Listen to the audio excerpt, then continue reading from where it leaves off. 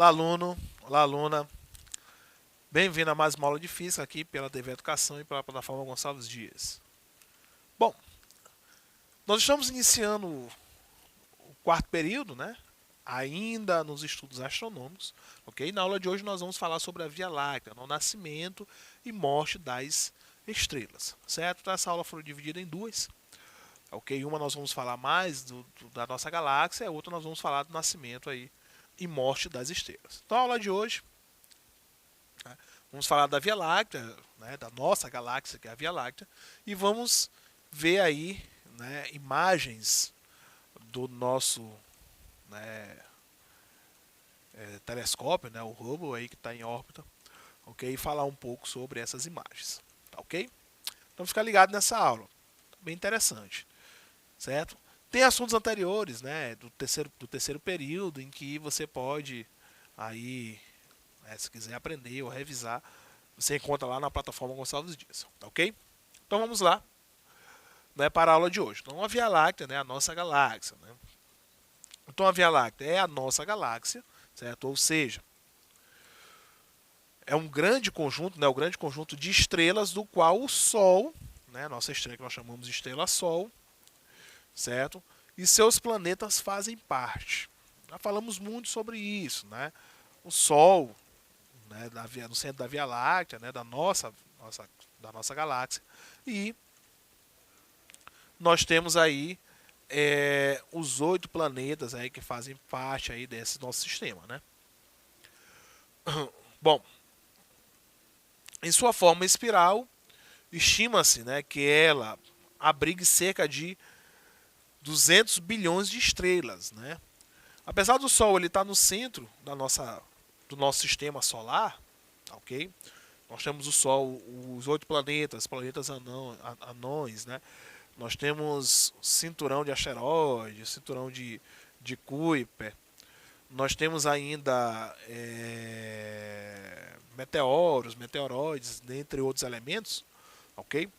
Mas o nosso sistema solar ele não está no centro da galáxia, certo? No centro da galáxia, ele está em um dos braços dessa galáxia, certo? Então a Via Láctea ela é imensa, certo? E o nosso sistema ele é um pequeno sistema que faz parte de um sistema maior, né? O nosso sistema solar ele tem um conjunto de sistemas solares entre outros elementos que compõem a nossa galáxia, que é a Via Láctea, né? Ok? Então, estima-se que abrigue aí, né, nessa nossa galáxia, cerca de 200 bilhões de estrelas. Então, a nossa galáxia aí é uma galáxia, não é uma das maiores, mas é de tamanho mediano, ok? Bom, sendo que o Sol, o nosso Sol, é apenas uma dessas estrelas, uma dessas 200 bilhões em média, ok? Para ver a imensidão que é essa galáxia. No universo inteiro, os astrônomos estimam, certo, que existam aí bilhões de galáxias como a Via Láctea. Olha só. Só a Via Láctea tem aí uma média de 200 bilhões de estrelas, acredita-se. E existem aí alguns bilhões de galáxias iguais à nossa, certo? Então são sistemas muito grandes. É só para ver a imensidão do que é a nossa galáxia, né? Nossa galáxia é muito grande, certo? E ver o que é o universo, né? A imensidão que é o universo. A nossa galáxia é uma imensidão, que está na imensidão do universo, né? Você tem aí bilhões de sistemas iguais ao nosso, bilhões de galáxias iguais à nossa, então dá para ver que o universo realmente mesmo é muito grande, né? Ok? Bom, então a nossa, né, que é a Via Láctea, ela tem uma forma de espiral, tá certo? E é constituída de um disco circular com diâmetro de aproximadamente 100 mil anos-luz, certo? Então, anos-luz é uma unidade de distância. Então, se nós pegarmos aí o nosso disco circular, ok? Ela tem aí basicamente 100 mil anos-luz, né, de distância. Lembrando que a unidade anos-luz, certo? É a distância em que a luz ela vai percorrer, não é, em um ano. Okay? Lembrando que a velocidade da luz é de 300 mil, olha só, 300 mil quilômetros por segundo. Ou seja, em um segundo, a luz percorre 300 mil quilômetros. Certo? Se nós pegarmos isso em anos, certo? A gente vai ver, ó, uma hora tem em média 3.600 segundos, né? Tem 3.600 segundos no total. Então vamos transformar isso em anos, né? Transformar de horas para dias, de dias para meses, de meses para anos. Né? Isso a gente vai ver qual é a distância que a luz vai percorrer. Se é 300 mil quilômetros por segundo, então a gente dá para saber que em um ano a luz vai percorrer uma distância muito grande. Então aí para poder a gente ter aí uma dimensão, né? A ideia do que é. Ok? Bom, então ele tem um disco, né, no total aí de aproximadamente 100 mil anos-luz, envolvido, certo, por um halo esférico de 3 mil anos-luz de espessura. Né? Então, o centro aqui, não é, ele tem basicamente 3 mil anos-luz de espessura. Né? Então é muito grande. Okay? Então nós temos esses braços. Né? Então nós estamos aqui, a imagem trata muito bem que o nosso Sol, né, que está aqui de amarelo, ele está em um desses braços, né, que é chamado de braço de Órion. Okay? Então tem aí o braço de Perseu, né, o braço de Cisne, o braço de Sagitário, o braço de Centauro, okay? Que fazem parte aí, eles estão numa rotação.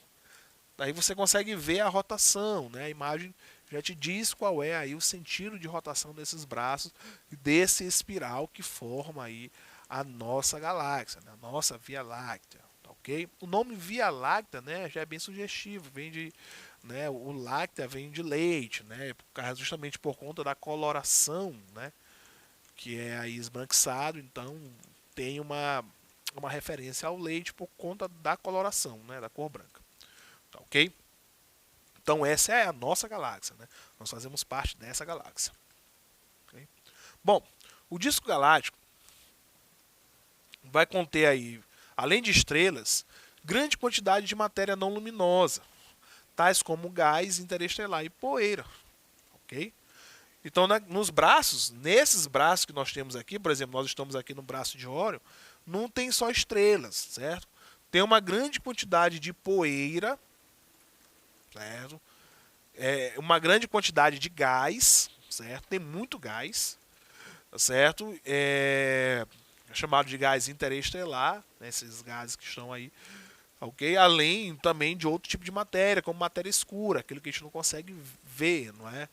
Aquilo que a gente não consegue perceber, chamado de matéria escura. Então nós temos aqui a imagem, né, da região N11b, né, na grande nuvem de Magalhães. Certo? Essa nuvem de Magalhães, né, que aqui vai ser um berço de estrelas também, justamente por conta aí desses gases, né, interestelar e dessa quantidade de poeira, certo? Que estão aí imersos, né, aí nesses braços, né? Ok? Bom, o nosso sistema solar encontra-se a cerca de 30 mil anos-luz do centro da galáxia. Certo? O nosso sistema solar está a uma distância aí, basicamente de 30 mil anos-luz aí do centro, né? Ok? Num dos braços espirais, isto é, estamos dentro do próprio disco da galáxia, né? E cercado de poeira interestelar que bloqueia a luz. Então, o centro da galáxia, nós temos ali uma grande quantidade luminosa, né? Okay? Acredita-se, né, que tem ali um buraco negro. Então, nós estamos ali circundando esse buraco negro. Ok? Isso alguns teóricos, né, alguns astrônomos, eles defendem essa teoria. Ok? E dali também nós temos uma grande quantidade de luz que vai emanar. Okay? Só que como nós estamos aí em um dos braços, e existem outros braços aí, né, que estão bloqueando a passagem, né, a grande quantidade de poeira, né, desses espaços interestelar vai bloquear a passagem dessa luz, né, a passagem dessa luz até o centro. Então aqui na imagem nós podemos ver aqui o sistema solar, né, no braço de Órion, tá ok? Estamos a uma distância aí de 30 mil anos-luz do centro, tá certo? Nós temos o centro galáctico, uma quantidade luminosa muito grande, mas na imagem a gente consegue ver que tem uma grande quantidade de poeira que está aí entre o sistema solar e o centro. Então, com isso, a luz ela acaba sendo bloqueada, né? Grande parte da luz acaba sendo bloqueada, a gente não consegue ver o que tem no centro, de fato. Certo? É por isso que existem teorias, né, do que tem no centro, né, uma série de estudos e observações do que tem no centro. Tá ok? Além disso, o disco, né, o disco do halo central, que é feito também de poeira, ele acaba bloqueando a passagem dessa luz. Tá certo? No entanto, observações através de ondas de rádio, olha só, a gente não consegue ver a luz, mas a gente vai conseguir ver ou perceber o que é que tem no centro utilizando outros artifícios, como ondas de rádio e infravermelho, certo? Que penetram na poeira presente no plano galáctico, possibilitar a determinação deste formato. Certo? Então, certo? Como a gente não consegue ver a luz, então vamos procurar uma outra forma. Que outra forma é essa? É através de ondas. Certo? Então nós temos em cima aqui, né, uma onda infravermelho para poder ver o que tem, tá certo? Nós temos a imagem do Hubble, né, de luz visível, tá certo? E a imagem de raio-x, também para poder saber qual é o tipo, né, de elemento que tem nessa poeira e também de visualizar, porque ela vai penetrar, ela vai passar por essa poeira e chegar ou tentar chegar até o centro. Então é justamente por conta desse tipo de radiação, né, da captação desse tipo de radiação, que consegue determinar, por exemplo, qual é o formato espiralado, formato de espiral, e conseguir saber o que é que tem dentro desses braços e no próprio halo do disco central. Ok? Bom, além disso, outras galáxias que têm características semelhantes à nossa, como a M51, certo? Elas também apresentam a mesma forma em espiral, certo? Então uma das determinações, né, que chegaram a essa conclusão foi justamente essa. Foi a observação de galáxias externas, né, de outras galáxias próximas. Então observou-se que outras galáxias, né, como a M51, como está aqui na foto, tá certo? Foi predominante, né, foi muito importante para poder determinar o formato da nossa. Né? Então são características semelhantes, né, de materiais semelhantes, de tamanhos aproximados, justamente para poder determinar basicamente qual é o tamanho e o formato e do que é constituído grande parte dos materiais que estão na nossa galáxia, na nossa Via Láctea. Tá certo? Então essas observações, o que é externo, para poder determinar o que é interno. Certo? Então aqui cabe muito aquele dito popular, né, que quem vê de fora vê melhor. Certo? Então a gente precisa olhar para fora para poder determinar o que seria, né, interno, o que seria dentro. É justamente o que se faz. Bom, observações recentes, né, isso de 2008, sugere que a Via Láctea tenha dois principais braços e vários outros braços menores. Né?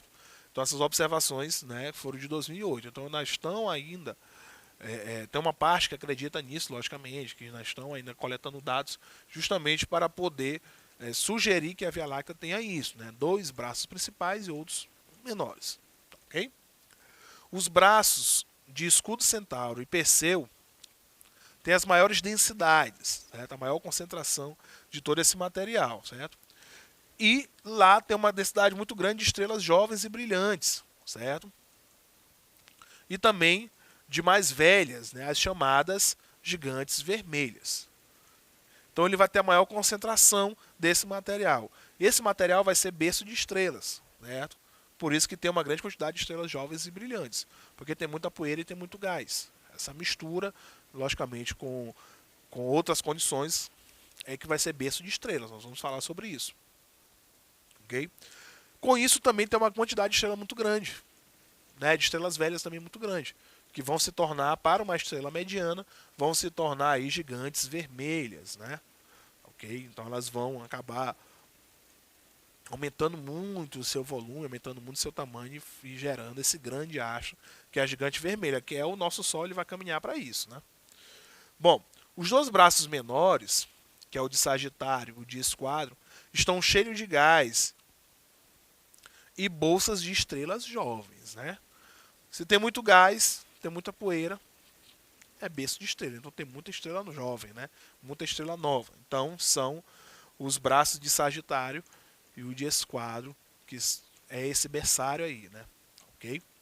Então essa é a diferença entre os maiores, né? Que acredita que sejam os maiores, e aqueles que são os menores.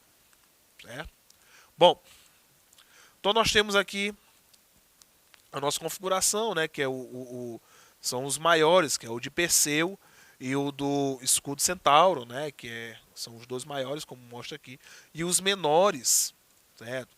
Que é o de Sagitário e o de Esquadro, bem como aparece na imagem.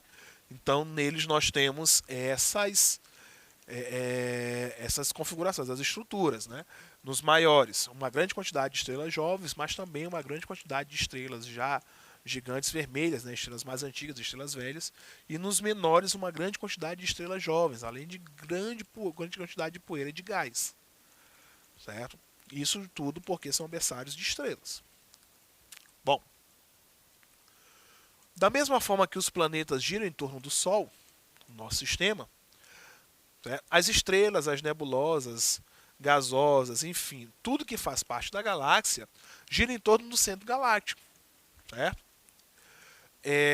Movido pela atração gravitacional da grande quantidade de estrela ali concentrada. Né?